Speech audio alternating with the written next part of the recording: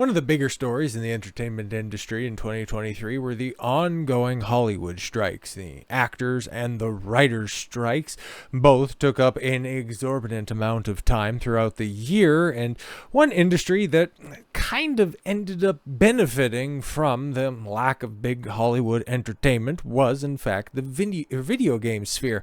It had been eating into Hollywood's societal hold for decades at this point in time, and has since far and surpassed the overall financial returns of Hollywood, but hasn't quite, and more than likely never will, overtake the movie industry in overall relevance, even though financially speaking it has long done so. And decisions like this ensure that that is never ever going to be the case. When everybody's talking about what's Hollywood's new trend going to be, you point at lower budget action films, manga, Japanese anime adaptations, or of course video game adaptations, perfectly highlighted by the Super Mario Brothers film and its overarching success, the Zelda live-action movie that is currently in development, Sony, which is interesting to say the least. Last of Us show, Fallout show that's going to be coming out. I think I've seen the God of War and Gears of War series currently either in full swing development or just about ready to start up again. But that goes to show you that, oh yeah, Hollywood is very much paying attention to what's going on over there with the little, the joystick enthusiasts that are over there, just the kids with their buttons pressing it with the beeps and the boops on the screen. They know what's going on over there, and they want to make sure that they cut it off at the knees before it becomes a real viable societal-wide problem. Because for the people that speak that, yeah, okay, Hollywood's going to undergo a retraction. We're already seeing that in 2024 with half of the number of big budget releases as compared to 2023 coming out this year and moving forward. Very highly likely to be the case, but to think that space is going to be encompassed by video games, that's just not going to happen. As somebody who, has a foot in both worlds, movies, television, it occupies a very important space and one that cannot be overtaken by video games, because sometimes when you're really tired, you want to have a controller in your hand. You don't want to be staring down at your screen, tapping away. You just want some mindless entertainment. You just want a good story that's on the screen that you don't have to interact with. That is very different than what you're getting with video games. Not saying that either of which are better, either of which are more important. Just one is more lucrative and the other one really ends up controlling the direction of the other business. Because like I said, with the strikes that went on last year, one of the big components was the involvement of AI. Now, the actors and the writers didn't want anything to do with AI, and that was one of the big sticking points when it comes to either proper compensation on the actor side of things, where okay, cool, if you're going to be using our likeness in perpetuity, we need to figure out how compensation ends up working out on that. All right, fair enough. And then on the writer side of things, well, we just don't want AI to make our jobs completely and totally superfluous, but we would kind of like it to, help us bounce out and maybe work out some ideas. It's going to be very important and integral moving forward, even though it's really tough to tell with some of the modern releases out there if they weren't exactly crafted by AI, but there's now reassurances in the contracts that no, complete and total AI overtake is not going to be the case.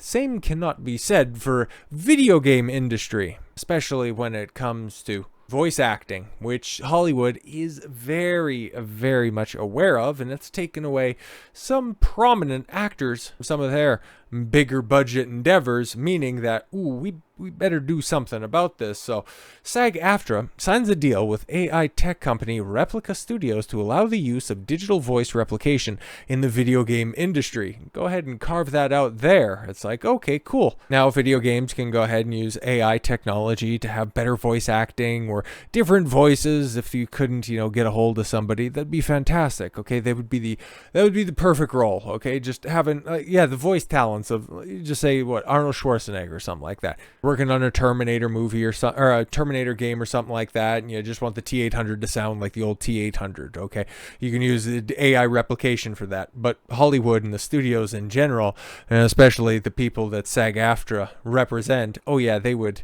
much rather make sure that video games just kind of stay that niche little market over there, and they don't infringe on their big Hollywood endeavors. In a major development in the ongoing battle over the use of automated technology and the creation of human art, a new agreement signed by the Screen Actors Guild, American Federation of Television and Radio Artists, will now allow for video game developers to make use of AI voice actors. The announcement by SAG-AFTRA during the opening hours of the 2024 Consumer Electronics Show. This new deal establishes a new set of guidelines through which the union's voice actors, should they choose, can work with AI voice technology company Replica Studios to license out their pipes for digital replications in video games. Elaborating on the deal's history and a message to its members, the Guild explains SAG-AFTRA members, including those represented by your interactive media negotiating committee, many of whom are actors with significant and diverse experiences performing in games, including in voiceover roles, were deeply involved in the negotiation of this agreement. Can't really say that this same agreement was carried over to, working on animated features. Very interesting, given the fact that it's basically maybe a little bit more involved on the video game side of things, but for all intents and purposes, voice acting under a different name when it comes to animated features. Why the difference now? It is important to note that the contract was specifically tailored to the needs of voice actors, ensuring informed consent and proper compensation terms that are unique to the set of performers. They continued, after an exhaustive negotiating process, we achieved our goals in this agreement, and the committee unanimously approved it. The guide also made its point to clarify that this agreement is not our interactive media agreement itself. We continue to negotiate with the major video game companies to achieve the protections we need in that agreement, including AI protections, and the strike authorization we have already secured remains a tool to be developed in the negotiations if needed, the Guild asserted. The agreement, developers who seek to use digital replications must only agree to pay actors in situation-specific minimum recording fee for 4 hours a day session costing $956.57 and 6-hour days sitting at $1,914.25, but also abide by a new set of protective provisions regarding the use of AI voice technology and the creation of both digital voice replicas and foundational voice models. In terms of the former, subject defined by the agreement as a voice model trained on a recording of specific individuals and the individually identifiable, unique characteristics such as sound, tone, rhythm, or cadence that remains consistent and recognizable when used to synthesize speech. Developers seeking to create one such replica must both obtain informed consent from an actor to use their voice and provide performers, and, if applicable, their professional representatives, a full and forthright description of the recording session and the development use prior to negotiating compensation for the development use. Notably, should a developer wish to use an AI replica of a principal character in a video game, must be modified 4-hour session fee per 300 lines of dialogue or 3,000 words, and also provide voice actors the same secondary additional compensation payments required by the IMA when a digital replica is used in a video game. Further, a developer will only be allowed to digitally replicate a given voice for a single year, at which any time they may again pay the actor's fee. Okay, so that totally makes sense when it comes to a licensing perspective. And while the same guidelines referring to the informing an actor as to how their voice will be used also applies to the latter, defined as a voice model trained on large volumes of anonymized data files, and does not have identifiable, that's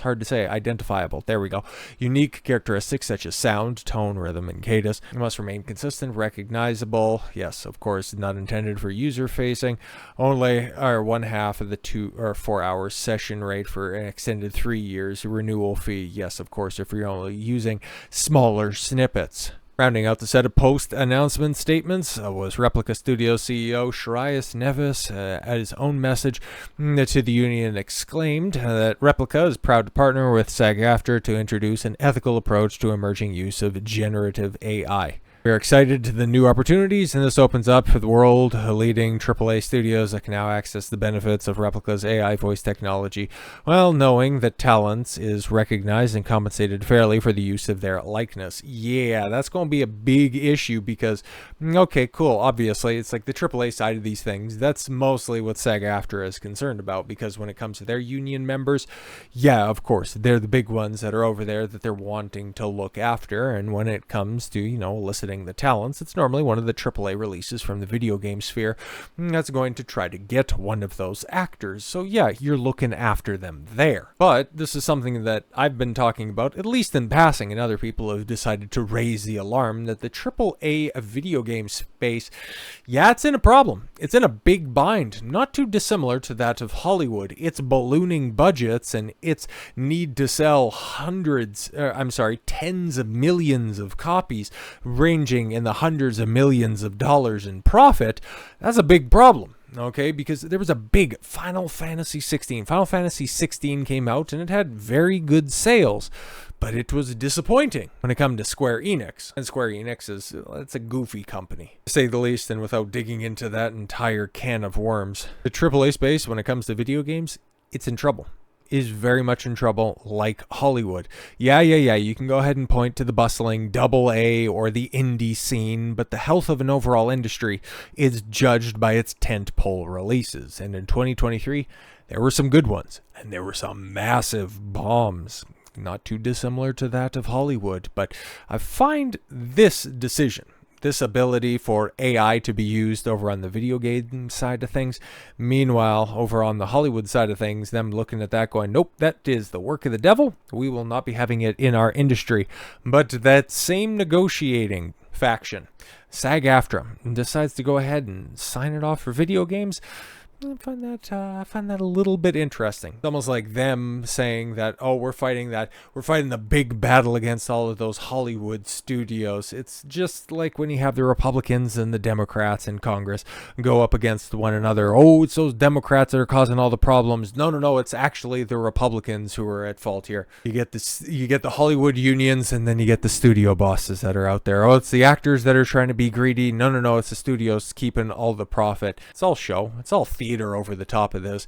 You see how they to addressing all of the outside parties, and then you can really see who they're scared by, and it's video games, and they see there's probably also some problems there, knowing it all too well, hitting a little too close to home when it comes to their ballooning budgets, their need to hit those billion-dollar returns in order to simply break even on some of those lavish budgets, knowing that, yeah, you know what, if we just go ahead and try to keep all of our people, all of our, quote-unquote remaining stars that are left, we keep them over here, we can hopefully hasten the collapse of the AAA video game space so that we can stay on top for just a little bit longer. But that's the way that I see it. I don't think that this was done benevolently for all parties involved. This is simply going to benefit Replica Studios, SAG-AFTRA, and leave the video game industry, once again, as naive as it is, holding the bag. So with all that said, thank you all very much for the gift of your time. I've been Don Consuelo. I want you to follow your gut and get after it.